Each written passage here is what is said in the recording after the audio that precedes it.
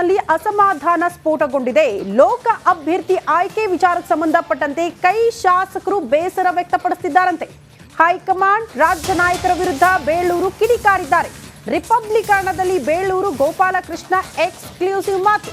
ಗೀತಾ ಶಿವರಾಜ್ ಕುಮಾರ್ ಬಗ್ಗೆ ಒಳ್ಳೆಯ ಅಭಿಪ್ರಾಯ ಇಲ್ಲ. ನಮ್ಮ ಗಮನಕ್ಕೆ ತಾರದೆ ಗೀತಾರನ್ನ ಆಯ್ಕೆ ಮಾಡಿದ್ರು. ಜನರ ಮಧ್ಯೆ ಇಂಥವರನ್ನ ಆಯ್ಕೆ ಮಾಡಿಲ್ಲ. ರಿಪಬ್ಲಿಕನ್ಗೆ ಬೇಳೂರು ಗೋಪಾಲಕೃಷ್ಣ ಹೇಳಿಕೆ ಕೊಟ್ಟಿದ್ದಾರೆ. ಸಹಜವಾಗಿ ಕಾಂಗ್ರೆಸ್ ಪಾಳ್ಯದಲ್ಲಿ ಅಭ್ಯರ್ಥಿ ವಿಚಾರಕ್ಕೆ ಸಂಬಂಧಪಟ್ಟಂತೆ ಈಗ ಅಸಮಾಧಾನ ವ್ಯಕ್ತವಾಗ್ತಾ ಇದೆ.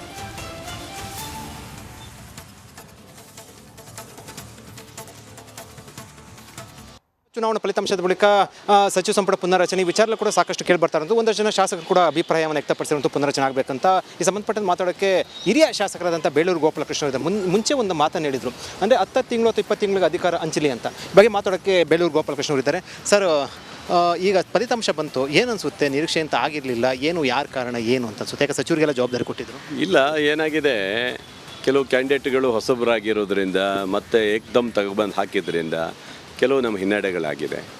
ಯಾಕಂದರೆ ಕ್ಯಾಂಡಿಡೇಟ್ಗಳು ಯಾವತ್ತೂ ಜನರ ಜೊತೆಗಿದ್ದು ಬಂದರೆ ಅದು ಸ್ವಲ್ಪ ಪಕ್ಷಕ್ಕೂ ಲಾಭ ಆಗುತ್ತೆ, ನಮಗೆ ಅನುಕೂಲ ಆಗುತ್ತೆ.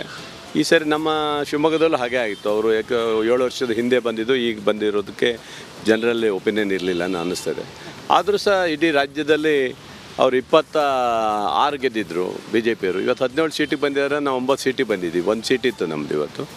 ಇವತ್ತಿನ ಮತದಾರರ ಇದರಲ್ಲಿ ಪ್ರಮಾಣ ಜಾಸ್ತಿ ಆಗಿದೆ, ವೋಟಿಂಗ್ ಇದರಲ್ಲಿ ನಮಗೆ ಇದು ಕಮ್ಮಿ ಆಗಿದೆ ಅಷ್ಟೇ. ಸರ್, ಈಗ ನೀವು ಹೇಳಿದ್ರಿ ಶಿವಮೊಗ್ಗದಲ್ಲಿ ಹೊಸದಾಗಿ ಬಂದಿದ್ದು ಕೂಡ ಜನ ಜೊತೆ ಸಂಪರ್ಕ ಇರಲಿ ಅಂತ. ಇದೇ ಮತ್ತು ನೀವು ಮುಂಚೆ ಕೂಡ ಹೇಳಿದ್ರಿ, ನಾ ಕೇಳಲಿಲ್ಲ ಅಂತ ಅನ್ಸುತ್ತಲ್ವ? ಇಲ್ಲ, ನಮ್ಮನ್ನ ಗಮನಕ್ಕೆ ತರಲಿಲ್ಲ. ಅದು ಅವರು ಹೈಕಮಾಂಡು ಮತ್ತು ರಾಜ್ಯ ನಾಯಕರು ತೀರ್ಮಾನ ಮಾಡಿ ಕೊಟ್ಟಿರುವಂಥದ್ದು. ನಾವು ಪ್ರಾಮಾಣಿಕವಾಗಿ ಕೆಲಸ ಮಾಡಿದ್ದೀವಿ, ಆದರೆ ನಮಗೆ ಗೆಲ್ಸಲಿಕ್ಕೆ ಆಗಲಿಲ್ಲ. ಅಲ್ಲಿ ಹಿನ್ನಡೆ ಆಗಿದೆ ನಮಗೆ. ಆದರೆ ಮುಂದಿನ ದಿವಸದಲ್ಲಿ ಆ ಥರ ಆಗಬಾರ್ದು. ನಡಿ, ಈಗ ಶುರು ಮಾಡೋಣ.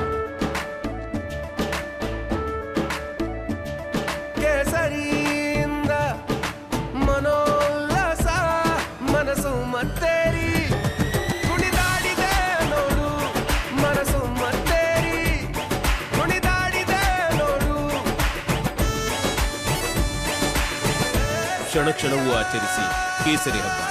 ವಿಮಲ್, ಬಾಯಲ್ಲಿ ಹೇಳಿ ಕೇಸರಿ. ಯಾವತ್ತೂ ಚುನಾವಣೆ ಪೂರ್ವದಲ್ಲೇ ಮುಂಚೆ ಟಿಕೆಟ್ ಕೊಟ್ಟು ಅಥವಾ ಸ್ಥಳೀಯವಾಗಿ ಜನರ ಜೊತೆ ಇದ್ದು ಆ ಜನರ ಗೊತ್ತಿರಬೇಕು, ಜನರಿಗೆ ಇವರು ಕೆಲಸ ಮಾಡ್ತಾರೋ ಇನ್ನೊಂದು ಮಾಡ್ತಾರೋ ಅನ್ನೋ ಗೊತ್ತಿದ್ರೆ ಮಾತ್ರ ಅದು ಅನುಕೂಲ ಆಗುತ್ತೆ.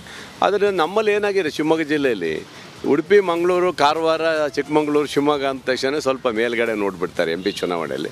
ಅದರಿಂದ ಹಿನ್ನಡೆ ಆಗಿದೆ ಅಂತ ನಂಗೆ ಅನಿಸುತ್ತೆ. ಜವಾಬ್ದಾರಿ ಅವರು ಬೇಕಂದ್ರೆ ಜಿಲ್ಲಾ ಉಸ್ತುವಾರಿ ಸಚಿವರಾಗಿದ್ದರು ಮಧು ಬಂಗಾರಪ್ಪ ಅವರು. ಸಂಪೂರ್ಣ ಜವಾಬ್ದಾರಿ ಅವರು ಅನ್ಸುತ್ತಾ ಅಥವಾ ಏನು ಅನ್ಸುತ್ತೆ ಬಗ್ಗೆ? ಯಾಕಂದ್ರೆ ಅಧಿಕಾರ ಟಿಕೆಟ್ ತಗೊಂಡ್ಬಂದಿದ್ದು ಅವರೇ ನಮ್ಮ ಅಕ್ಕನ ನಾನು ಗೆಲ್ಸ್ಕೊಡ್ತೇನೆ, ನಮಗೆ ಟಿಕೆಟ್ ಕೊಡಿ ಅಂತ ಕೇಳಿದರು. ಬಟ್ ಪಕ್ಷ ಅಂತ ಬಂದಾಗ ನಾವೆಲ್ಲರೂ ಹೋರಾಟ ಮಾಡಿದ್ದೀವಿ, ಬಟ್ ಆಗಲಿಲ್ಲ. ಆದರೆ ಅದನ್ನು ನಾನು ಮಂತ್ರಿಗಳೇ ಹೊಣೆಗಾರರು ಅಂತ ನಾನು ಹೇಳಕ್ಕೆ ಹೋಗೋದಿಲ್ಲ. ಅದು ರಾಜ್ಯ ನಾಯಕರು, ರಾಷ್ಟ್ರೀಯ ನಾಯಕರು ತೀರ್ಮಾನ ಮಾಡ್ತಾರೆ. ನಾನು ಯಾವುದು ಅದು ಹೇಳಲಿಕ್ಕೆ ಹೋಗೋದಿಲ್ಲ. ಸೋಲಾಗಿದೆ, ನಮ್ಮ ಕ್ಷೇತ್ರದಲ್ಲೂ ನಾವು ಸೋಲಾಗಿದೆ, ನಾವು ಸೋಲು ಒಪ್ಕೊಂಡಿದ್ದೀವಿ. ಸ್ವಲ್ಪ ಜವಾಬ್ದಾರಿ ಅವರು ಕೂಡ ಬರಬೇಕಾಗುತ್ತೆ ಅನ್ಸುತ್ತಲ್ಲ ಸರ್? ಯಾಕಂದ್ರೆ ಜಿಲ್ಲಾ ಉಸ್ತುವಾರಿ ಸಚಿವರು ಮಂತ್ರಿಗಳಾದಂಥವ್ರು ಅವ್ರ ಜವಾಬ್ದಾರಿ ಜಾಸ್ತಿ ಇದೆ. ಹಾಗಂತ ಅವ್ರು ರಾಜೀನಾಮೆ ಕೊಡಿ, ಇನ್ನೊಂದು ಕೊಡಿ ಅಂತ ನಾನು ಹೇಳಕ್ಕೆ ಹೋಗೋದಿಲ್ಲ. ಅದು ರಾಜ್ಯ ನಾಯಕರು ಏನು ತೀರ್ಮಾನ ಮಾಡ್ತಾರೆ, ಅವರು ತೀರ್ಮಾನ ಮಾಡ್ತಾರೆ.